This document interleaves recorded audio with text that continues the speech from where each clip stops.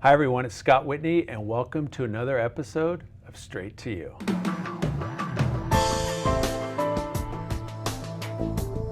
In this episode, we're going to talk about police reform in the context of what's happening nationally after the killing of George Floyd.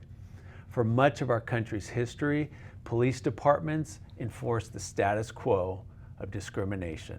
Despite progress, injustice and lack of opportunity still remain a reality for too many people of color in our country. The shocking murder of George Floyd horrified all of us. The nationwide protests and unrest that followed would not have happened if this was an isolated incident. My belief is that amongst the 18,000 law enforcement agencies in our country, there's a wide spectrum of departments and their policies and practices that range from subtle bias, institutional racism, oppression, and potentially even brutality. It is more complicated than just a few bad apples. I hope our nation is at a point where we can see real reform. We also know that reform must go beyond policing. It must also go into every other sector in our society. In many ways, California has been leading the nation in police reform. There have been several significant recent changes. These changes have been supported by the California Police Chiefs Association. And I don't believe many people are aware of these changes, so I'm going to briefly discuss them. Effective January 2019, Senate Bill 1421 amended the California Penal Code to allow the release of records related to certain police officer incidents. This includes incidents involving the discharge of a firearm, use of force resulting in death or serious bodily injury, a sustained finding of sexual assault or a sexual act while on duty, and any sustained finding of dishonesty.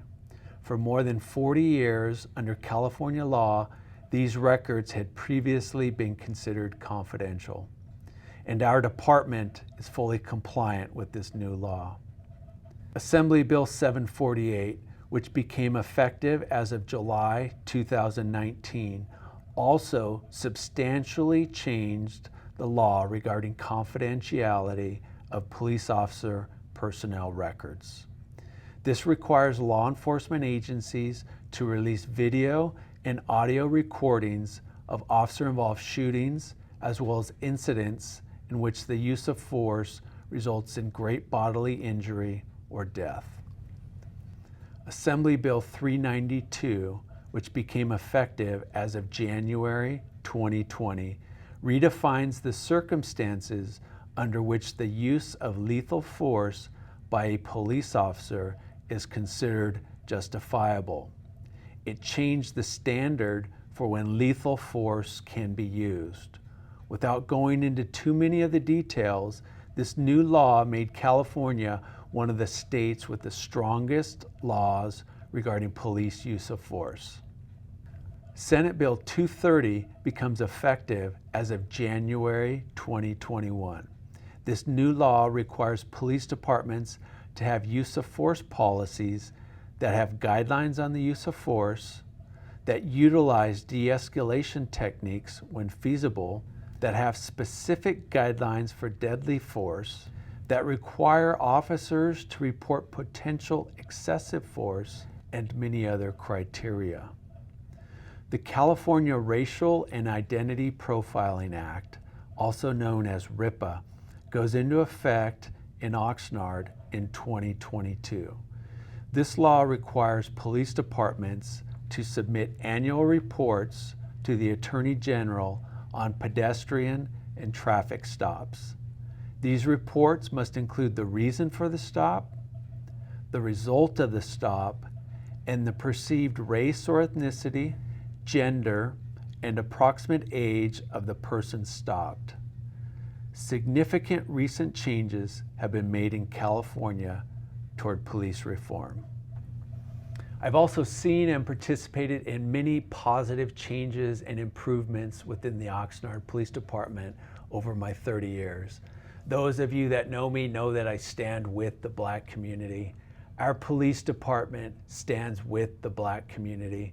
We stand against racial injustices. We stand against systemic racism, and we stand against police oppression and brutality. We are a learning organization willing to change.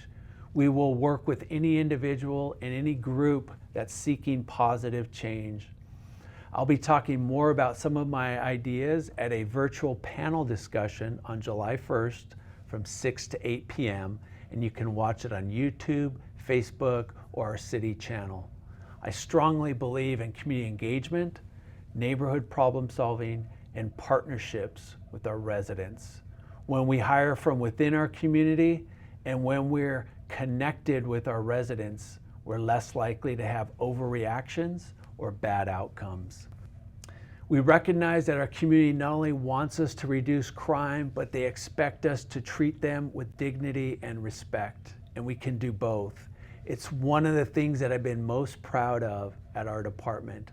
Your Oxnard Police Department is a professional organization made up of hardworking individuals with big hearts for public service, and they perform a tough job. We will continue to make positive change in our city. That's all the time I have for this episode. If you'd like me to address a specific issue in an upcoming episode, please send us an email at askthechief@oxnardpd.org. Thank you for watching.